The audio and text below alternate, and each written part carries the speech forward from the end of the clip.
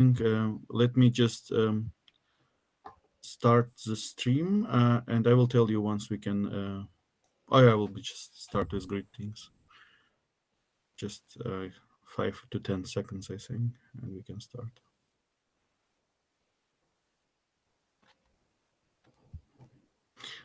Okay, so I think the stream is live now, and we are live. Hello, everyone. That's yet another webinar with the Cloud Stack Network. And today our guest is Turja. Turja from India, from Kolkata. I just learned today. Before it used to be I know the city as Calcutta, but the pronunciation has changed, so we use the latest version. Yeah, welcome, Turja. Tell us a little bit about yourself, what you do, and about today's topic. So thank you, Karen, for having me over, and congrats on basically running this awesome cloud group. I have been a member of this group for a long time, and it's really nice to be able to present my topic in front of your audience. I am currently working as an assistant director in EY, Ernst & Young. I have over 10 years of experience in IT, roughly. And the last 5 years, since 2017, I have mainly working in cloud technologies, Azure, AWS. Also, right now, I'm full-time cloud solution architect kind of a role, where I help my clients in transforming large-scale enterprises onto the cloud, helping them migrate, setting up governance architectures on the cloud. And today's session is basically kind of like how you approach cloud native architectures in today's agile world. Okay, because that is kind of the hype, right? Cloud native architectures, Kubernetes. But there are many people who are directly jumping onto cloud native architecture and getting overwhelmed because there are so many solutions available, Kubernetes, this and that. But in this call, I'm trying to simplify the topics, and I will try to basically distill them back, take a step back, and then look at the basics, because if you get the basics right, everything else follows. Yes, that makes perfect sense. And cloud native technologies and also agile methodologies, they go pretty much like hands in hand with modern software development and DevOps engineering nowadays, I would say. So that's a very nice topic to cover, like basically both topics, both trends, and just join them and use them together. Let's go ahead. Okay, perfect. So with your permission, I will share my screen. So let me share my screen. So let me know, Karen, if my screen is visible. Yes, we can see your screen. Perfect. Okay, then let's start. So anyways, again, thank you for having me here. Okay, and kudos to the wonderful work you are doing for the community. Okay, let's get started. Let me first introduce you to two scenarios. Scenario 1. Meet Sam. Sam has around 10 years of experience in IT as a sysadmin plus IT operator. Sam recently completed 3 cloud certification exams. With his newfound cloud knowledge, Sam attends a cloud architecture interview for a prestigious IT firm. Unfortunately, the interview does not go well. He is asked about topics he had not encountered in the cloud certification exams and rejected. Scenario 2. So that was scenario 1. Now this is scenario 2. Scenario 2, meet Stephanie. She works as a lead developer in an IT company. She has developed quite a few products using cloud services. She's asked to take over the role of a cloud architect for a large-scale application which will be published across the enterprise. She delivers the product, but it is neither scalable nor resilient enough, even though she is a great coder and had put the best programming standards in place. So she loses the trust of the client and, as a consequence, her manager. So I gave you two scenarios. In both scenarios, the final result was a failure. They are kind of related also. So what's wrong? What is the problem here? That is the $1 million question we need to answer. What went wrong? What did they particularly do wrong? How can I or you prevent ourselves from doing the same mistakes? Hopefully, at the end of the talk, we should be in a better position to answer these questions ourselves. And we will revisit these two scenarios at the end of this talk. Okay, so now I have your attention. So let me briefly introduce myself. I am currently working as an assistant director in EY, just like we said. But one very important thing I want to focus here. I successfully transitioned my career from a C Sharp developer, say in 2015, to a full time cloud solution architect role in 2022. So I started my career as a Java and .NET SQL kind of a guy, but now I have gradually step by step taken actions so that today I am currently working as an assistant director in the cloud practice at EY, and my actual role is a cloud solution architect. So in case you guys are also interested, I want to help you guys do the same, and this presentation will actually help you on this journey. Okay, housekeeping stuff. I will try to leave some time at the end to address any queries. You can ask your questions on chat. If I cannot answer them during the session, I will personally reach out to you and I will answer them later. Okay, so now let's really get started. So what is our agenda today? We want to understand cloud native architecture, right? But cloud native architecture is a big topic. It is very overwhelming. You have Kubernetes, you have Argo, you have GitOps, you have Prometheus, Grafana, Docker, containers, lot of things. So to truly understand cloud native architecture, the principles and the practices that drive them, you actually need to take a step back and understand what is cloud architecture. And actually you need to take another step back and actually start from architecture, because that is where it starts, right? So in our session we will start from architecture and gradually make our way onto cloud native architecture, and it is then you will be able to appreciate this entire flow, and then you will be able to tackle cloud native architectures without that overwhelming sense of apprehension. So before we go into cloud native architecture, we need to first understand the basics. Why? Because getting the basics right is very important. In this ever changing landscape of new technologies, right? The only way to stay relevant is if you understand the foundation, if your foundation is strong. And the trick here is that the fundamentals have not changed over the years. They have actually stood the test of time. Today there is Kubernetes. Tomorrow there will be something else. But the essence of architecture, that you want something to be scalable, you want something to be fault tolerant, that will always stay the same. And if you can appreciate those basic foundational blocks of architecture, then you will be in a much better position to tackle any new challenge, whether it is Docker, Kubernetes, or tomorrow anything else that comes up. Otherwise, what will happen if you just go blindly into this kind of cloud native world, then the same issues that you had in your on-prem systems or in your existing architectures will potentially resurface, which we do not want. That is why we want our foundation to be very strong. Okay, so let us start with what is architecture. That is the most important question.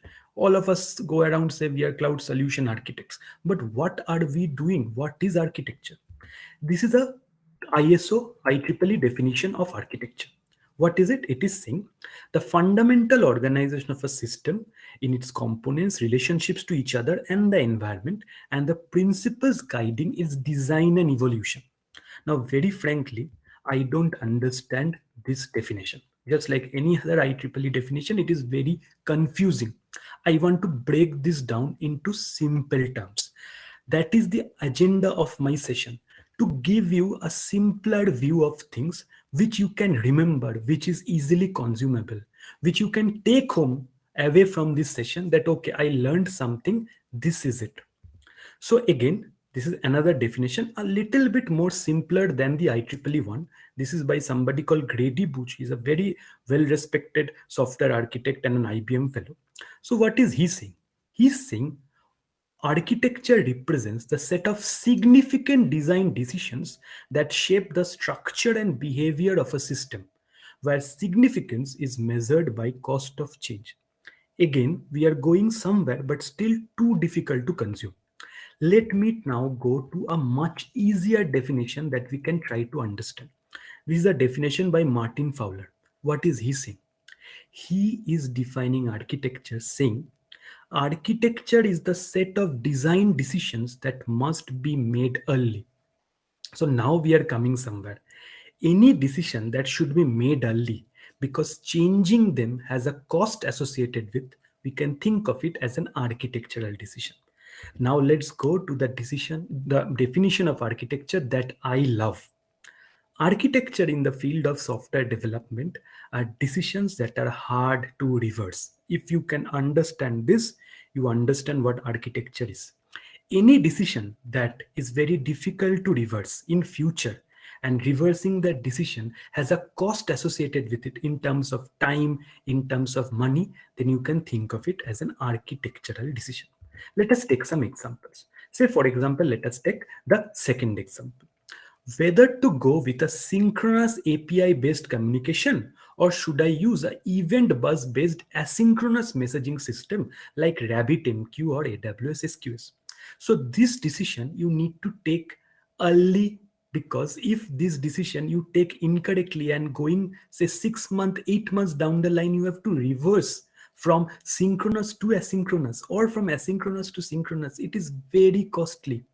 So any decision that you have to take early, because they are very hard to reverse in the future, can be thought of as an architectural decision. Even as simple as the programming language that you are choosing. Say, for example, you choose C Sharp for your programming. Say 1 year down the line, if you have to change to Java or Node.js, just think about how difficult it will be. So that is also an architectural decision. So now I hope you understand that and you can define architecture. And this is the definition of architecture that you can take home with you. So whenever you face a decision, whenever you think that is it this architecture or is this programming? So think in this way. Think, is this is a decision that if I take later, then will it be a problem? Is this decision, can I reverse it quickly? If you think that this is a decision that has to be taken correctly now, and reversing it has some cost associated with it, then you can actually regard it as an architectural decision. So that is architecture. So now we are getting somewhere. But then who are architects? So let's look at this picture. Here we can see a cylinder. But to the guy who is on the left, it looks like a circle. To the guy who is on the right, it looks like a rectangle. But is it either a rectangle or a circle? No. Reality is mostly very complex. So this is where an architect comes into place. An architect will look at the system from a holistic view and give you that perspective and say, no, this is neither a circle nor a rectangle. This is a cylinder. So architects have a holistic understanding of the system across a different spectrum of views and viewpoints, and they offer a different perspective of the system or design. Just like in this image, the architect offered you another perspective. You were thinking this is a circle from your viewpoint. That guy was thinking this is a rectangle, but actually this is neither. So this perspective an architect will give. The architect does not have to be the smartest person in the room. Instead, they make everyone else smarter. This is a very well-known quote by somebody called Gregor Hof, who is a very well-known architect and an enterprise strategist at AWS.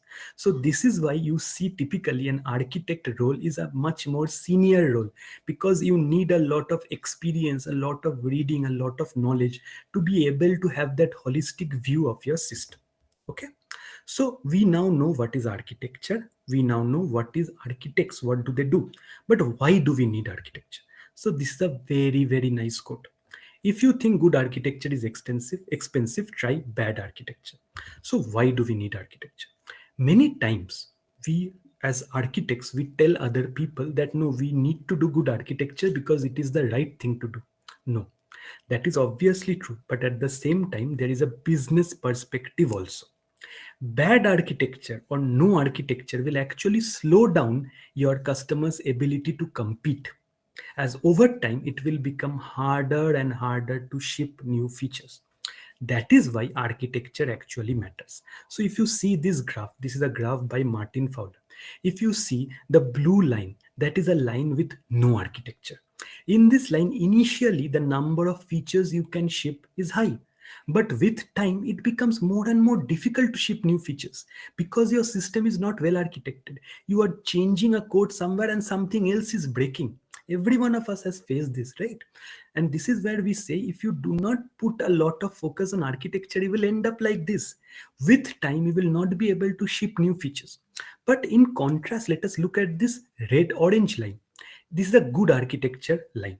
This shows that maybe initially it is a little behind the blue line because initially you are lagging behind a little bit because you are thinking about architecture. So you are not able to ship as many new features as the team who is not thinking about architecture. But with time, since your foundation is correct, you will be able to ship more features than the other team who had not spent their time on architecture. So this is why architecture is very important. Now, there is another concept which is very important, and this is something many people will ask maybe that my system is evolving. How can I have a concrete architectural document today? Because I don't have all the requirements now. That is where agile architecture comes into place. So, there are two things here that is very important. Your system has an intent or architectural intent. What does that mean? That means this is my target state. These are some of the basic principles and patterns that I want my target architecture to follow. But today, maybe as of now, I don't have all the requirements. So I right now have an immediate architecture. So my immediate architecture might not fulfill all the requirements of my architectural intent. That is okay because I have just started. So my actual journey is going from immediate architecture, which is my architecture as of today, to architecture intent, which is my target architecture. But you must always understand my immediate architecture might lag behind my architecture intent, but it should still be aligned.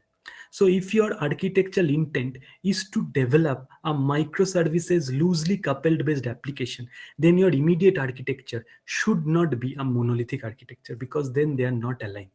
So understanding this is part of an architect's job also, working with the immediate architecture and then creating the roadmap so that anybody can work from the immediate architecture and finally reach the architectural intent.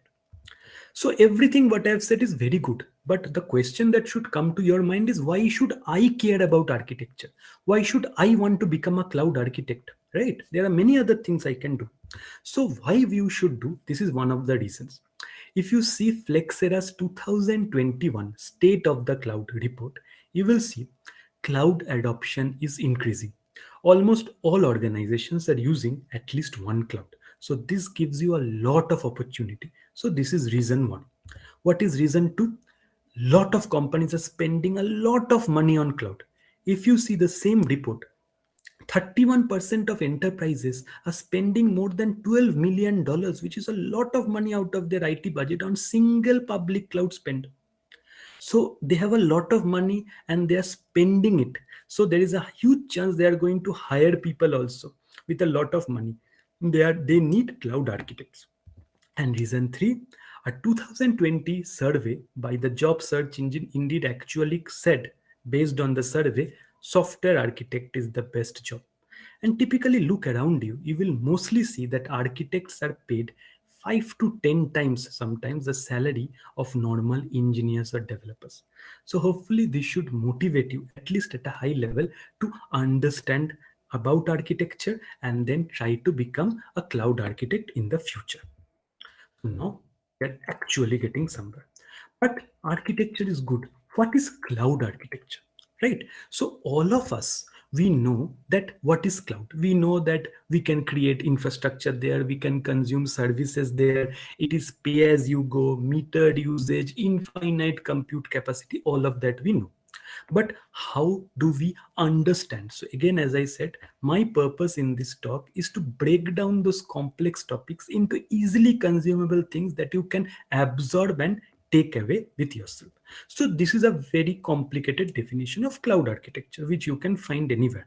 So obviously you have a cloud-based service delivery model, you have a network, you have APIs, so you have infrastructure and other services exposed via APIs, you have pay-as-you-go model. So all of us today who are maybe present in this talk, we at a high level at least know what is cloud, what does it do. We have heard about Azure, Amazon, Google Cloud. But what is cloud architecture, right? So it's very difficult to understand cloud architecture from this kind of a definition. So that is why I want to present this analogy to you. This is a very well known analogy called pets versus cattle. From my perspective, if you can understand this analogy, then you can understand cloud architecture much better. So let us go to this analogy. What is a pet? A pet is like a cat or a dog that we love a lot. We name them, we take care of them, we feed them, we buy gifts for them, clothes for them. So that is a pet. We give individual attention to our pet. But at the same time, what is a cattle? A cattle might be a kind of like a farm. In a farm, there are 10,000 cows. You obviously want to know that there are 10,000 cows, but you are not individually interested in each and every cow. If, for example, one of that cow is replaced by another cow, then you don't normally care as long as the total number of cows and the output that you are getting, say, for example, the amount of milk is the same. So there is no individual attention. So now think about infrastructure and from this perspective. In traditional systems, we used to treat our virtual machines, our servers, our infrastructure as pets. We used to take care of them. We used to patch them. We used to boast that my server is up for 20,000 days and so on. But with the advent of cloud, with this advent of API based creation of consumption of cloud resources via APIs, pay as you go, we are now trying to move into a cattle kind of a methodology, kind of a philosophy, where every single server is replaceable. I can take this server, delete it, I can again create another server via my automation and put it there. So every single thing is replaceable and cloud helps me do that. So this is what is the kind of the driving force to cloud architecture. And this is what, if you can understand at a high level, then you will be able to appreciate. So at a high level, if your architecture respects this pets versus cattle analogy, then you are in a good place. If in your architecture today, in your existing architecture, even if it is in a on-prem data center also, if I can take away a single server and nothing gets disrupted, another server is automatically put in that place, then you can think that you are in a much better position to move towards cloud-based architecture. So in essence, we can think of cloud architecture as an architecture or a design that is scalable, that is reliable, that is efficient, secure, maintainable, extensible, testable, and observable. These are just some of the requirements. There are more also. So these requirements did not come out of the blue. These are the same requirements that existed even before. And that is what I want you guys to understand at the end of this talk and appreciate if possible. That cloud might be new, but the essence is still the same. All the requirements that were valid in my on-prem, even in my on-prem, I wanted my applications to scale. I wanted my applications to be auto healing, to be reliable, fault tolerant, efficient. All of those requirements are still valid even in the cloud era. Nothing has changed. Only thing that has changed, the cloud service providers have made it more easy to implement architectures which follow this. Okay, so this is what I wanted to say. All the constraints and attributes that you needed in your data center are even relevant today. So if you come to cloud, don't get overwhelmed with all these terminologies. This is public cloud, this is Lambda, this is that. No, if you stick to the non-functional requirements, if you understand that, okay, I need to make my application fault tolerant, the same requirement is coming also in cloud.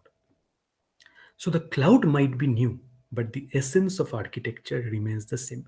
And that is how I have been able to successfully kind of transition my role from a kind of a developer to kind of this kind of an cloud architect or a cloud-based system. Okay, so if you can understand the essence, if you get your fundamentals, your foundation right, then it should not be that difficult for you to move.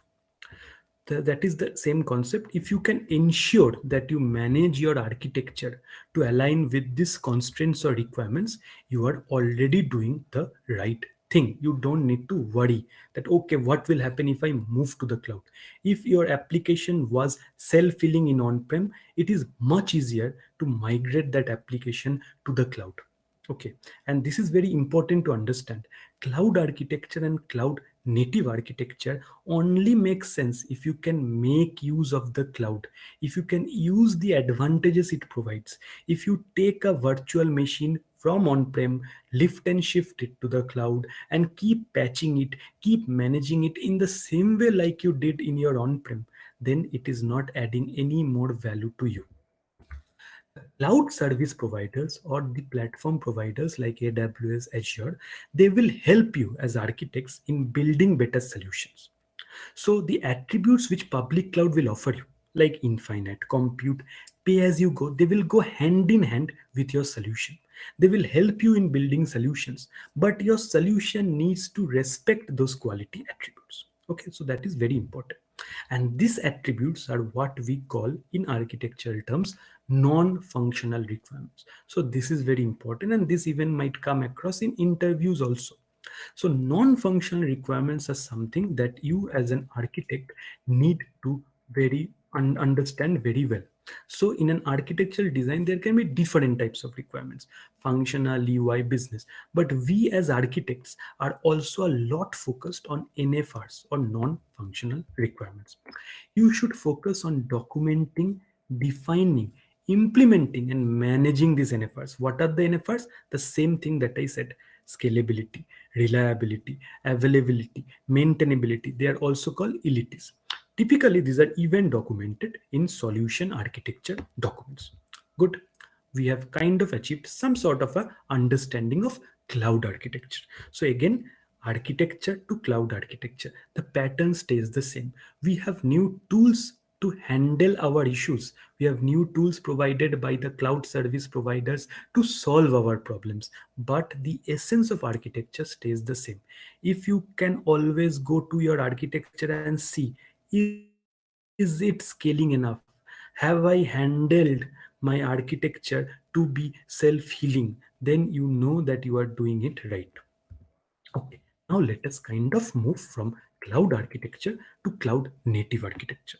So, what is cloud native architecture? So, Cornelia Davis, who was a kind of vice president of Cloud Foundry and a very well known person in the field of cloud native architecture, said cloud native is basically loosely coupled applications which are running in the cloud. Nothing else, they are nothing new.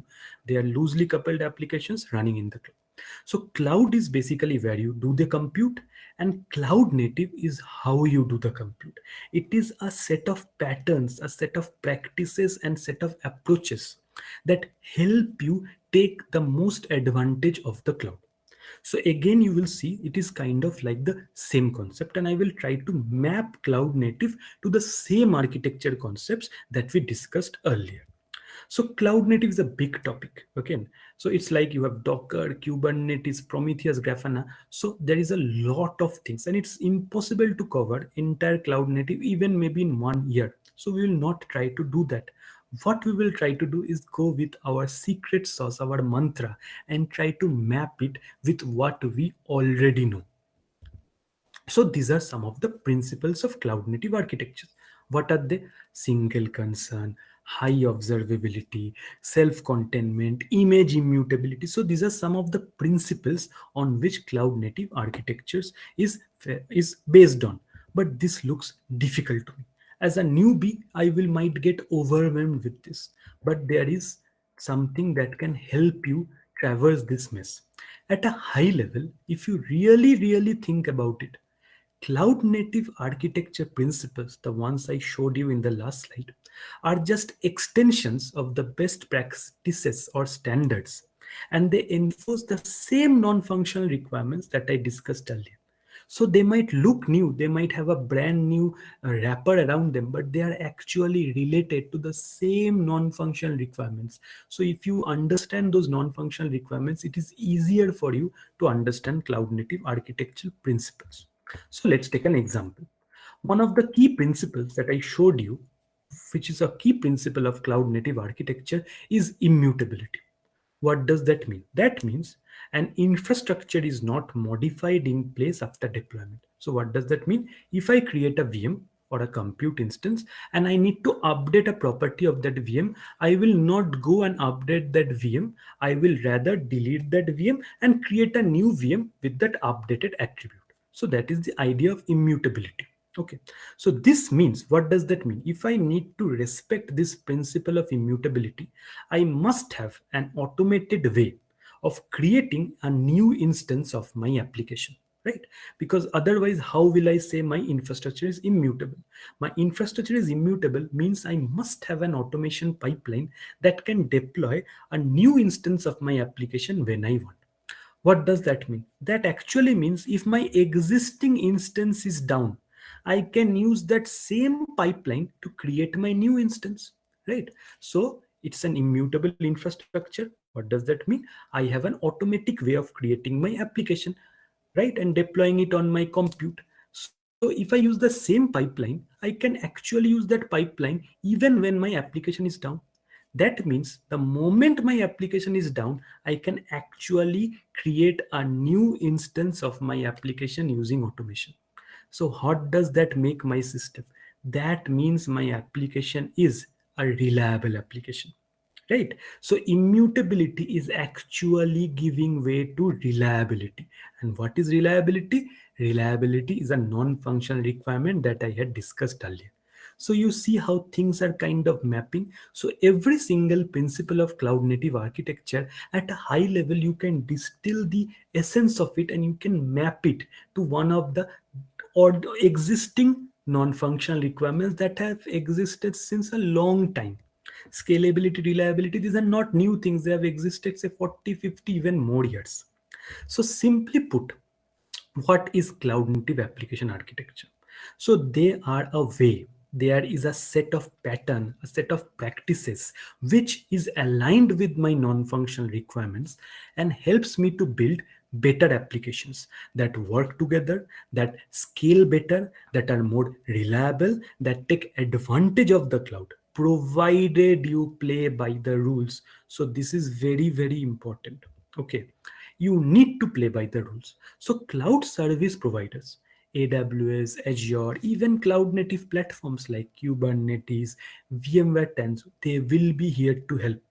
They will give you the tools, they will give you kind of the principles that will help you achieve this kind of non-NFRs, but you still need to architect your system correctly. That is why you still need to document your solution architecture diagram and address each and every NFR. Maybe the way to address this NFR might be a cloud native tool. Maybe you address immutability using Terraform. Maybe you addressed isolation using containerization. So your tools come later. They come as a byproduct of you having to satisfy your requirements, which are non-functional requirements. And that is where we as cloud architects come into play. So in a nutshell, cloud native is an approach to build and run applications that can leverage the advantages of the cloud computing model. These applications are built and deployed in a rapid cadence to cloud platforms.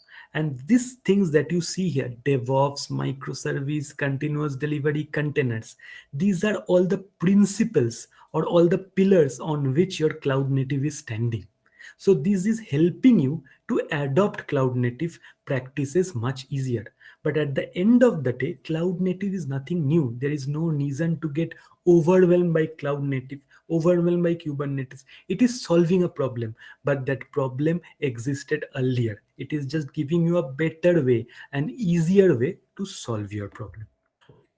At this point, it makes sense to very briefly introduce some of the tools and practices that make designing cloud native applications possible. So, mostly we should start our cloud native journey by learning about Docker. But please understand one thing, this is very important. Docker is not equal to cloud native. It doesn't mean Docker is cloud native. It doesn't mean Kubernetes is cloud native. Tomorrow, something else might come that will override even Kubernetes, but my architectural principles will still stay the same. We will always need scalable applications, fault tolerant applications. Today, Kubernetes is a way for me to achieve those requirements. Tomorrow, there might be something else. Some people might use Docker Swarm instead of Kubernetes. Some might use Mesos instead of Kubernetes. But they're still trying to solve a problem. So this is something everybody in this talk should try to appreciate and understand. The tools are very important. You need to understand the tools because you use the tools to implement the solutions to your problems. But the tools come later. The patterns, the principles, and the practices come first. So first you have your problem. The problem is I need a scalable application. As a consequence of that problem, you have a non-functional requirement called scalability. To solve this problem of scalability, you follow a pattern or a principle called cloud native architecture. And to implement a cloud native architecture, you need Docker or Kubernetes. So that is the way you should think about it, not from the right to the left, rather from the left to the right. So it's true. If you want to learn about cloud native application, you really need to learn about containers. Without containers, it is very, very difficult to even make a single step in your journey of cloud native applications. And when we think about containers, we think about Docker, right? So what is a container? So again, it's we can even do maybe 1 year of sessions just on Docker and containerization. But at a high level, it is a way for you to package your application, including your code, your runtime, your tools, your libraries, your settings into a single tarball. And that tarball, you just give it to somebody else and say, okay, this is my package, this is my image. You take this image, now you do whatever you want with it. That is what we also do, right? What our developers are doing, they're taking the code, they're writing a Docker file, creating an image, and then giving that image to somebody else and saying, now run this image. So this is typically what containers are. It works on my machine problem. Earlier you used to face this problem, okay, is running is my machine, why it is not running on your machine? So with Docker you have that universal kind of accepted way of running applications. You encode your applications into a Docker image and then you give it to somebody else to run it. But how do we manage multiple containers? 1 2 to 5 containers is okay, I can manage it myself. But in an enterprise, you have hundreds and thousands, even millions of containers.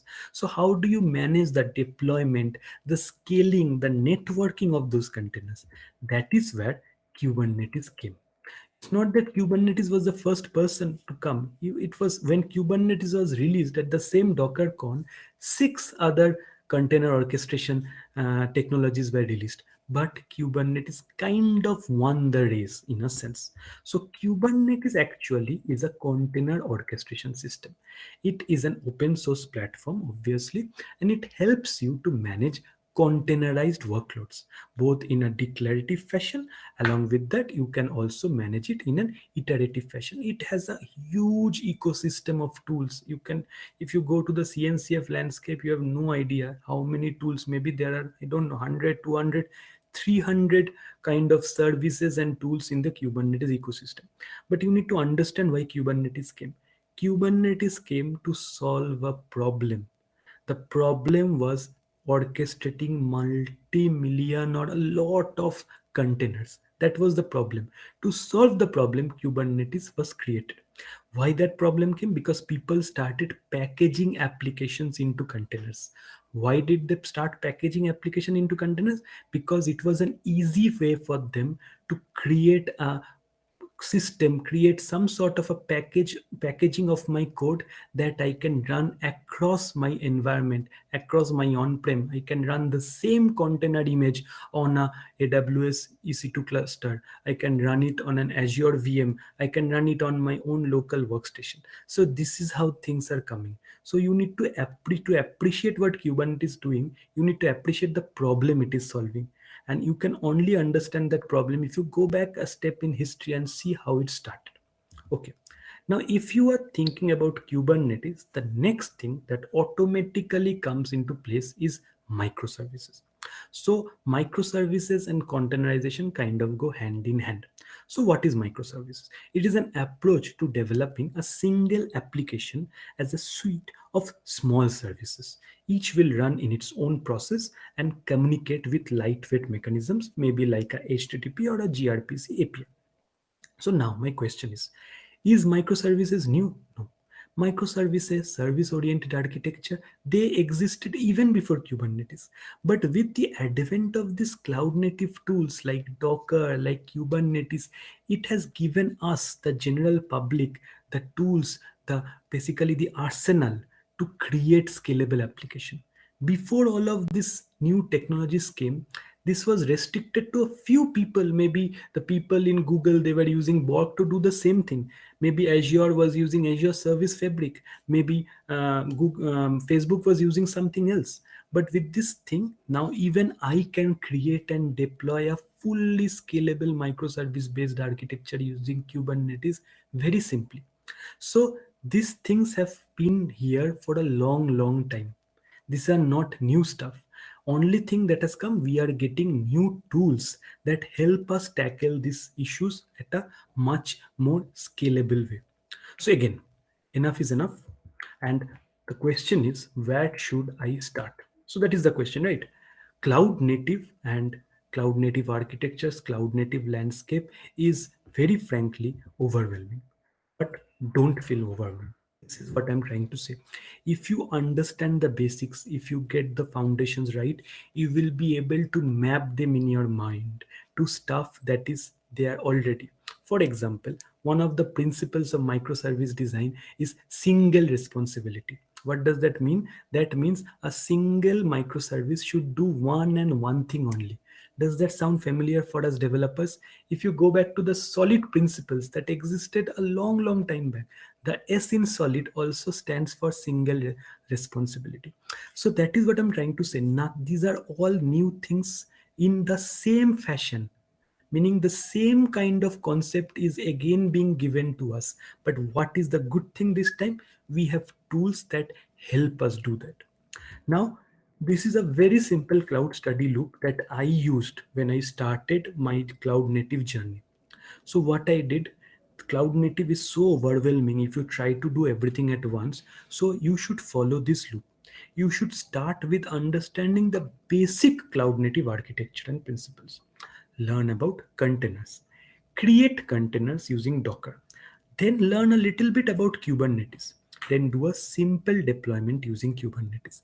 Then go back and this time do each and every step again, but increase your spectrum and add more depth to it. Add observability, add GitOps practices, add stateful sets, add all of those kind of complicated concepts to your simple architectures and follow this loop. Start small and then gradually build on it. Now, I here as a conclusion, I want to share a few small things that worked for me in my journey from a kind of a programmer, .NET, Java programmer to currently a cloud architect. So the first and foremost thing, if there is one thing that you can take away from this talk, take away this: you need to develop T-shaped skills. What is a T-shaped skill? You need to obviously have a deep discipline expertise. Some of you might be DBAs, some of you might be sysadmins, some of you might be programmers, hardcore programmers. So it's not that that thing does not matter anymore. It matters as much as it used to, even more. So that will be your deep discipline expertise. So that is always there, that is always needed. But along with that, to become an architect, to involve yourself into cloud architecture roles, you need to create a cross discipline expertise. So your cross discipline expertise might start from something like API management. It might be a little bit of NoSQL. It might be something like GitOps, Helm charts, many things, normal programming, whatever it is. It should span across the breadth so that you understand everything at a high level, and that will help you to tackle problems and deep dive into them when you actually face them. And this is what I do. I always focus on developing T-shaped skills. I have a deep discipline expertise today in infrastructure as code, in Ansible, in configuration management, in DevOps. but I have a cross discipline expertise. I also know a little bit about NoSQL. I know a little bit about GitOps, Kubernetes, Docker containers, API management, versioning, Lambda functions, different cloud sustainability, cloud architecture principles, whatever. So this is the first and foremost thing that you need to do. And to do this, I have created 10 steps that can help you. Number one, which is the most easy, follow other solution architects. Follow them on LinkedIn. See what they're doing. See what books they are reading, what blogs they are reading. Read the same blogs. Follow other architects. That is a very important thing to do. Second, listen to as many cloud or architecture podcasts as you can. Not while maybe during the office or something, while taking your dog out for a walk or just chilling out with a cup of tea. You can listen to a podcast. It will give you some idea of what the entire community is doing today. Write a small program in whatever language at least once a month. This is very important. Choose a programming language you are a little bit comfortable with. Maybe C, C Sharp, Java, doesn't matter.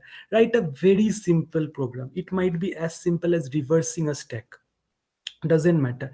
Every month at least try to write a single program that will really help you in your journey to become a better technology professional as well as an architect. Subscribe to good newsletters to stay updated. You have no idea how much this has helped me. I have subscribed to 10 to 20 good quality newsletters, and I basically read each and every article in those newsletters, whichever I feel like, whichever are relevant to me, and I read them and I try to consume them.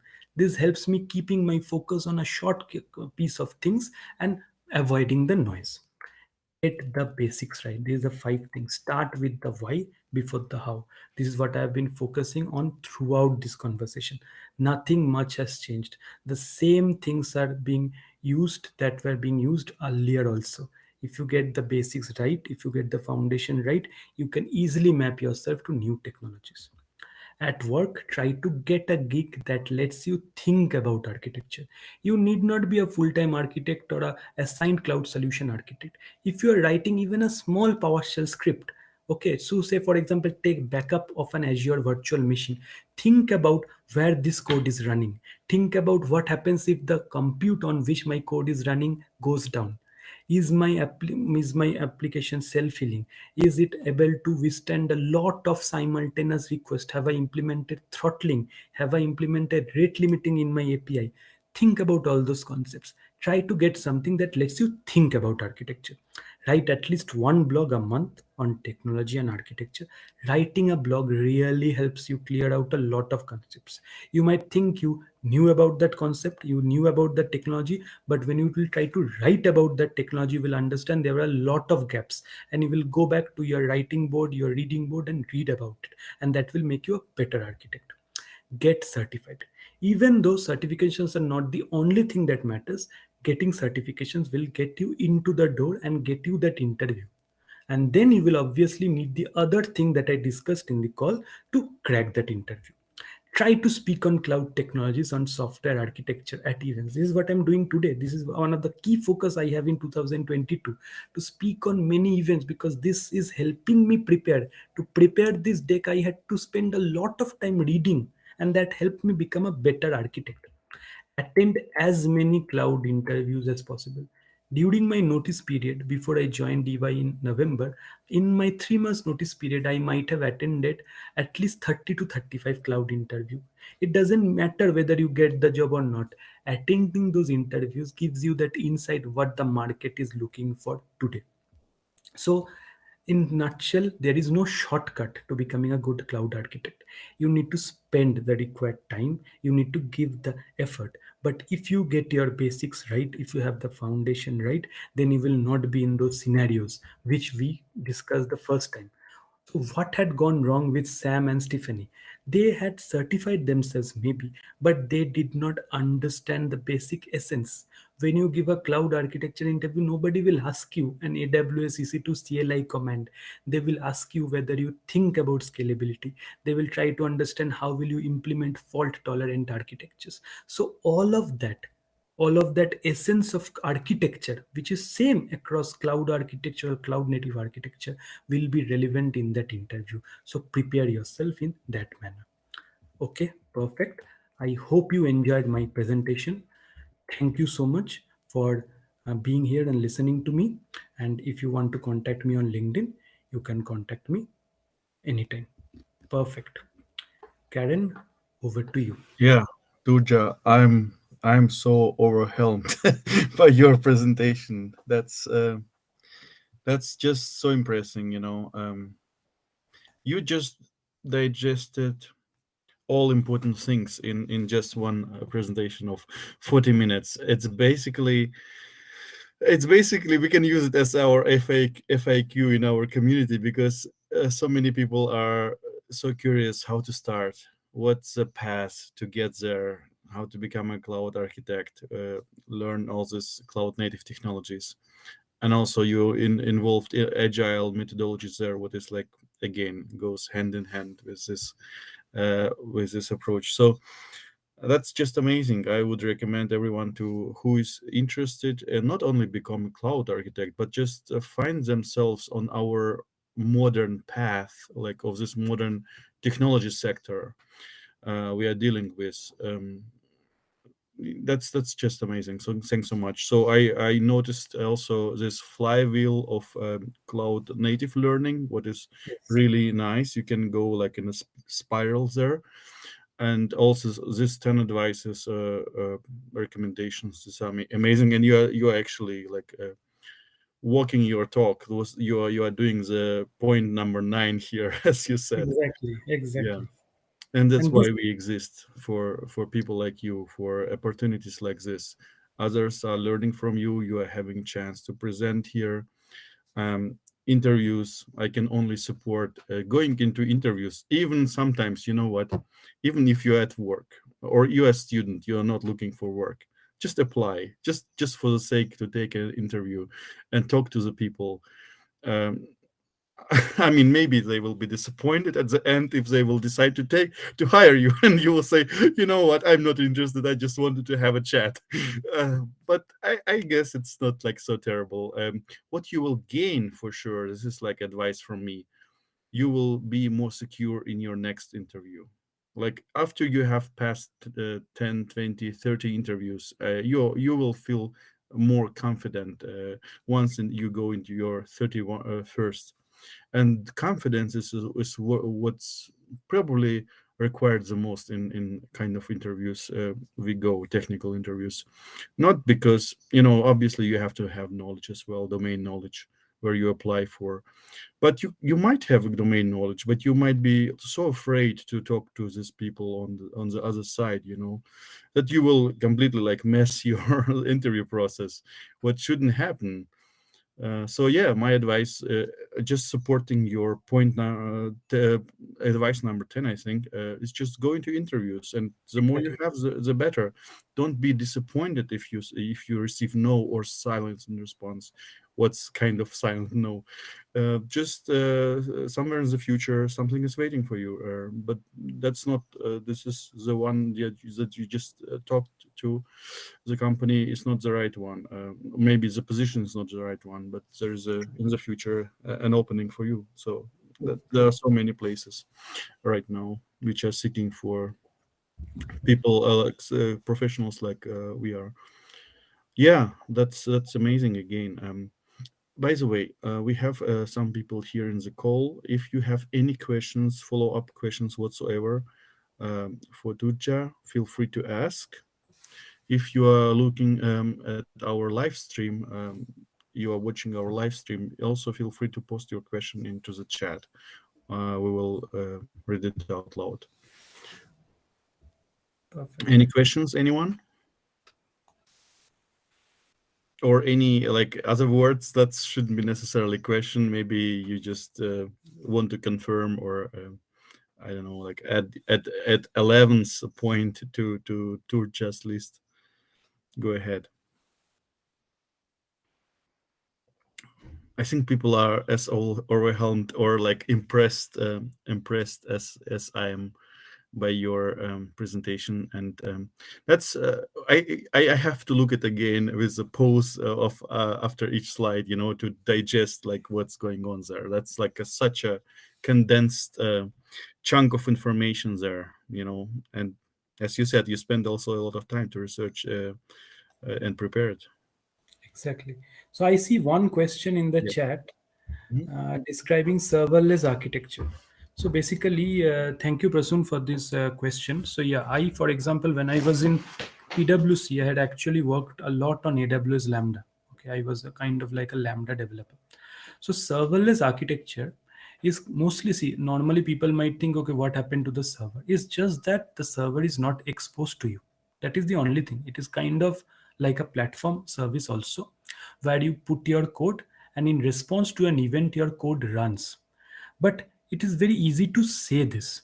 So for a simple architecture, it is very easy, right? I mean, I write a code, I upload that code, an event comes, and I do something with it. For example, a very standard application that many people write normally is, for example, you have a Lambda which takes an image and creates a thumbnail out of that image.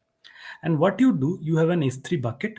So whenever somebody puts an image onto that S3 bucket, automatically triggers an event. That event triggers my Lambda function. That Lambda function takes my actual image, crops it onto a thumbnail image, puts it into another bucket. So it's a very simple architecture. Many people do it. It gets complicated when you have hundreds of functions, when you need to manage state across your functions, when you need to know that, okay, this function should run first, then that function. That is when serverless architecture patterns are very important, using something like step functions, where you can orchestrate a multiple Lambda functions. Then another issue comes is, how do I update my Lambda functions? How do I deploy my Lambda functions using CI/CD pipelines? So there is a lot of thing involved in serverless architectures, and everybody, it might make actual sense to even deep dive in another session onto serverless architecture in itself, because it is so kind of like a vast topic. But yes, this is just another essence. Don't get confused by this kind of terms like, okay, serverless architecture is this something new, where, well, if you actually understand that, no, if you create your application to be stateless, if you create your application with that concept that I told you about reliability, about fault tolerance, that my application should be up even if my compute is down, if that is something you follow, then it will be very easy for you to migrate your application to even a serverless architecture. Yeah, so much. Thanks so much for this extended answer. Prasun is No. writing, is Yeah. serverless architecture as same as cloud native architecture? Okay. Turja, if you can address it like within up to Yeah, 2 minutes, that would one be minute. amazing. We are So slowly no, running out of time here. Go ahead. yes, serverless architecture is not the same as cloud native architecture. Many of the principles. So there is nothing called cloud native architecture as such. Cloud native architecture are some patterns and principles. Okay. So serverless architecture at a high level is very linked to event driven. So you get an event, your function runs, you leave. But cloud native architecture can even be event driven. It can even be normal asynchronous applications also. There is some overlap. Yes, Prasun, you can reach out to me separately and we can have a good candid discussion on this topic also. Thank you, Karen. Yes. Yeah. Thanks, person, for both questions. Basically, you are on spot here. Serverless and cloud natives, they are like the modern tool sets or modern approaches to run modern days applications. That's you you have a good gut feeling probably asking these questions. They are both like go in the same direction. Yeah.